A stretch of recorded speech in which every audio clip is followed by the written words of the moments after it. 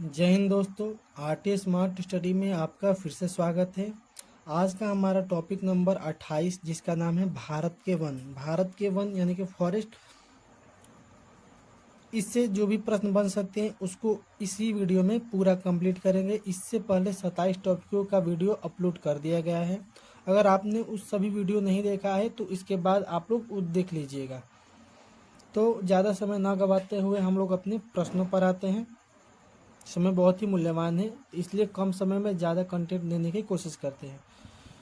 तो देख लेते हैं हम लोग का पहला प्रश्न कि राष्ट्रीय वन नीति के अनुसार पर्यावरण की दृष्टि से देश के कम से कम कितने प्रतिशत क्षेत्र पर वनों का आवरण आवश्यक है। यानी कि बोल रहा है कि देश में कम से कम कितना परसेंट क्षेत्रफल हो जिस पर वनों का आवरण यानी कि वन का फैलाव हो आवश्यक हो। तब कितना परसेंट? 33%। 33% क्षेत्रफल कम से कम वन होना चाहिए। आगे देखते हैं, केंद्र सरकार द्वारा राष्ट्रीय वन नीति कब लाई गई थी? तो 1988 ईस्वी में लाई गई थी, याद रखिएगा। तो केंद्र सरकार द्वारा राष्ट्रीय वन नीति कब लाई गई थी? 1988 ईस्वी में लाई गई थी।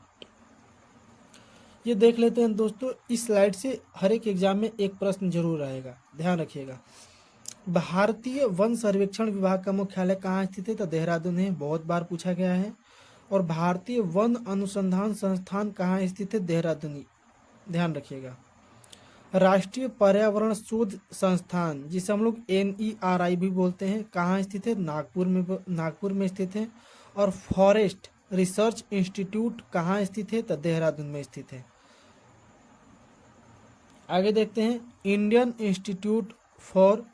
Indian institute of forest management की स्थापना कब और कहाँ हुई थी? तो 1981 ईस्वी में भोपाल में हुई थी दोस्तों, ध्यान रखिएगा। और भारत में वन महोत्सव मनाया जाता है तो जुलाई के प्रथम सप्ताह में ही वन महोत्सव का आयोजन किया जाता है। आगे देखते हैं, वृक्षारोपण उत्सव जिसे हम लोग वन महोत्सव कहते हैं, कि जन्मदाता कौन है? तो KM मुंशी हैं। आगे देखते हैं, देश के कुल क्षेत्रफल के कितने प्रतिशत भूभाग पर वनों का आवरण है? तो 21.05%। यानी कि 21.05% क्षेत्रफल अभी भूभाग पर क्या है? वनों का आवरण है, वनों का विस्तार है। पश्चिमी हिमालय संसाधन प्रदेश के प्रमुख संसाधन है। यानी कि पश्चिमी हिमालय के प्रमुख संसाधन कौन से हैं? तो वन है। कौन है? वन है। सर्वाधिक वनों वाला राज्य कौन सा है? तो सर्वाधिक वनों वाला राज्य है मध्य प्रदेश, ध्यान रखिएगा। और सबसे कम वनों वाला राज्य यानी कि सबसे कम वन किस राज्य में स्थित है? तो हरियाणा में स्थित है, आप लोगों को पता होगा। आगे देखते हैं, वृक्षादित क्षेत्र सर्वाधिक है। वृक्षादित क्षेत्र सर्वाधिक है, कहाँ स्थित है? तो पूर्वी डेक्कन में। कहाँ स्थित है? पूर्वी डेक्कन में सर्वाधिक क्षेत्रफल, सर्वाधिक विस्तार है। यानी कि वृक्ष सर्वाधिक किस क्षेत्र यानी कि कौन से क्षेत्र में सर्वाधिक विस्तार है वृक्षों का? तो पूर्वी डेक्कन में। भारत में अधिकांश वन संपदा का मालिक कौन है? तो राज्य, यानी कि वनों को कौन देखता है? राज्य देखते हैं। हम लोग पढ़े हैं 7वीं अनुसूची में, केंद्र होता है, राज्य होता है और समवर्ती होता है। यानी कि वनों को कौन देखता है? राज्य देखता है, यानी कि राज्य। आगे देखते हैं, भारत में मैग्रोव वन यानी कि वनस्पति सबसे ज्यादा कहाँ पाई जाती है? तो मैग्रोव वन पाया जाता है सुंदरवन, जो कि पश्चिम बंगाल में स्थित है। तो पूछा जाता है कि मैग्रोव वन किस राज्य में स्थित है? तो पश्चिम बंगाल में स्थित है, वेस्ट बंगाल। सुंदरवन सबसे बड़ा वन सुंदरवन है। आगे देखते हैं, नीलगिरी पहाड़ियों में पेड़ की सामान्य जाति कौन सी? यानी कि नीलगिरी पहाड़ियों में पेड़ की कौन सी सामान्य जाति पाई जाती है? तो टीक, जिसे हम लोग सागौन भी बोलते हैं, सागवान, ध्यान रखिएगा। आगे देखते हैं, भारत में अति सघन वनों यानी कि भारत में अति सघन वनों का सर्वाधिक क्षेत्र किस राज्य में स्थित है? तो अरुणाचल प्रदेश में स्थित है। आगे देखते हैं, किसे वैश्विक विरासत का वन माना जाता है? तो सुंदरवन को माना जाता है, जो कि पश्चिम बंगाल में स्थित है। भारत के राज्यों में से किसमें सागौन का वन पाया जाता है? तो मध्य प्रदेश में पाया जाता है। और देश में सर्वाधिक क्षेत्रफल पर किस प्रकार के वन पाए जाते हैं? तो उष्णार्द्र पतझड़ वन पाए जाते हैं। दोस्तों आगे देखते हैं अगले स्लाइड में। तो हमारा अगला प्रश्न है कि दलदली अथवा ज्वार भाटा क्षेत्रों में पाए जाने वाले वन को क्या कहते हैं? तो मैंग्रोव वन। क्या कहते हैं? Mangrove one. मैंग्रोव वनों का सर्वाधिक विस्तार किस राज्य में है? तो वेस्ट बंगाल यानी कि पश्चिम बंगाल में स्थित है सर्वाधिक विस्तार। ध्यान रखिएगा। भारत में चंदन की लकड़ी के वन सबसे अधिक कहाँ पाई जाती है? तो नीलगिरी पहाड़ियों में पाई जाती है। नीलगिरी पहाड़ियाँ कहाँ आकर मिलती है? तो तमिलनाडु में। याद रखिएगा, तमिलनाडु में नीलगिरी पहाड़ियों का सबसे ज़्यादा सर्वाधिक विस्तार है।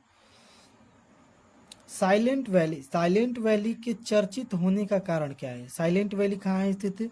साइलेंट वैली केरला में स्थित है। और इसके चर्चित होने का कारण क्या है? तो जैव विविधता एवं सदाबहार वन का संरक्षण।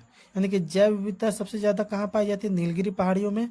और साइलेंट वैली भी चर्चित है जैव विविधता एवं सदाबहार वन के संरक्षण के लिए। आगे देखते हैं साइलेंट वैली शांत घाटी कहाँ स्थित है? केरला में स्थित है। जैसा कि मैंने बताया साइलेंट वैली जिसे हम लोग शांत घाटी बोलते हैं, कहाँ पाया जाता है? केरला में पाया जाता है।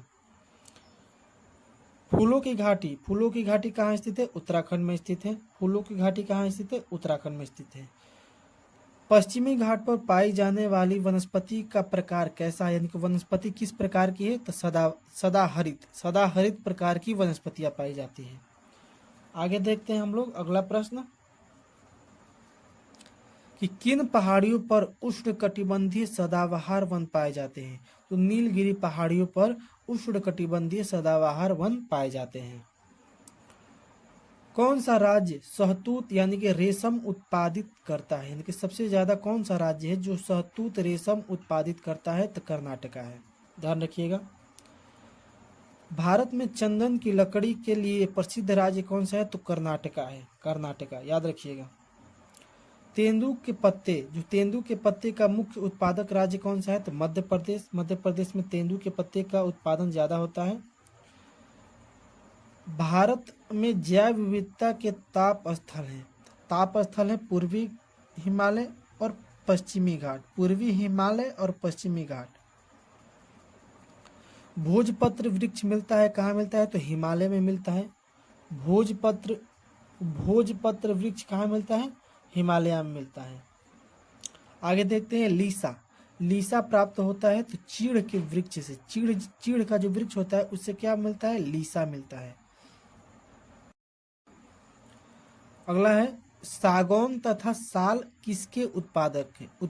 सागौन तथा साल ये जो वृक्ष है, ये दोनों वृक्ष है, किसके उत्पादक हैं? तो उष्णकटिबंधीय शुष्क पतझड़ वन। यानी कि उष्णकटिबंधीय शुष्क पतझड़ी वन में के ही उत्पादक ही है। कौन? सागौन और साल। आगे देखते हैं सामाजिक वानिकी में प्रयुक्त बहुउद्देशीय वृक्ष का एक उदाहरण कौन सा है? तो खेजरी। याद रखिएगा खेजरी, ये बार एग्जाम में पूछा गया था खेजरी। कुछ है जिसे सुंदरवन कहाँ स्थित है? वेस्ट बंगाल पश्चिम बंगाल में। भीतरकणिका उड़ीसा में। पीचवरम कहाँ स्थित है? तमिलनाडु में। और वेम्बनाड कहाँ है? कर्नाटका में स्थित है। चिपको आंदोलन। चिपको आंदोलन के बारे में आप लोग ध्यान रखिएगा कि चिपको आंदोलन से प्रश्न आता है। चिपको आंदोलन क्या था? चिपको आंदोलन था कि जो पेड़ थे, पेड़ों की जो कटाई थी, पेड़ों की कटाई को रोक लगाने के लिए यह आंदोलन चलाया गया था, जो कि उत्तराखंड के चमोली जिले जो कि टिहरी गढ़वाल में पड़ता है उसको बचाने के लिए किया गया था। जैसे चिपको आंदोलन का उद्देश्य क्या था? तो वनों की कटाई पर रोक लगाना।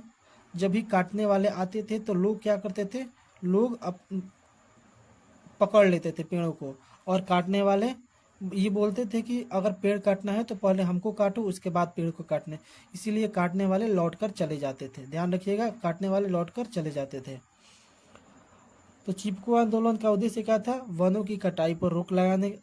और इसके नेता कौन थे? तो सुंदरलाल बहुगुणा। सुंदरलाल बहुगुणा थे। कब हुआ था? 1970 के दशक में, जो कि अगर एक्यूरेट आएगा चिपको आंदोलन कब हुआ था, तो 1973 में, याद रखिएगा। और दशक पूछेगा तो 1970 के दशक में। कहाँ हुआ था, तो उत्तराखंड के चमोली जिले में हुआ था, उत्तराखंड के चमोली जिले में। तो आज का भारत का वन का टॉपिक कंप्लीट होता है। अगर वन से प्रश्न आएगा तो इसे बाहर नहीं जाएगा, ध्यान रखिएगा। इसको जब तक आप लोग कॉपी पर अच्छे से लिख कर याद नहीं करेंगे तो अभी देख लिए, फिर 2 महीने 1 महीने बाद आप लोग भूल जाएंगे। इसलिए इस सब का टॉपिक का वीडियो बनाया गया है। इसको पॉज करके या डाउनलोड करके आप लोग लिख लीजिएगा। जब तक आप लोग लिखेंगे नहीं तब तक याद नहीं होगा। तो मिलते हैं अगले वीडियो में, तब तक के लिए जय हिंद।